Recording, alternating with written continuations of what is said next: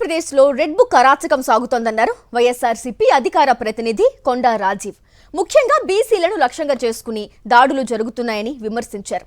TDP నేత నాగరాజే తన భార్య దుస్తులు చించేస్తే వైఎస్ఆర్సీపీ ఎమ్మెల్యే విరూపాక్షిని ఎలా అరెస్ట్ చేస్తారని ప్రశ్నించారు. ఇంతకంటే దుర్మార్గం, పైశాచికత్వం మరొకటి ఉండదన్నారు. ఈ కూటమి ప్రభుత్వం యొక్క వైఫల్యాలను, అరాచకాలను, అక్రమాలను, అన్యాయాలను ప్రశ్నించిన వారి మీద, నిలదీస్తున్న వారి మీద కక్షపూరితంగా రెడ్ బుక్ అనేటువంటి ఒక కాలకోట విషం బుసల కొడతా ఉంది, ఇబ్బందులు పెడతా ఉంది. అసలు జరిగినటువంటి కొన్ని సంఘటనలను చూస్తే ఆశ్చర్యం కలుగుతుంది. నిజానికి నిన్న కాక మొన్న జరిగినటువంటి ఒక సంఘటనలో ఒక వ్యక్తి తన భార్య దుస్తులను చించేసి ఒక దుశ్శాసన పర్వానికి పాల్పడితే కేసు ఎవరి మీద కట్టాలి, కేసు ఎవరి మీద పెట్టాలి?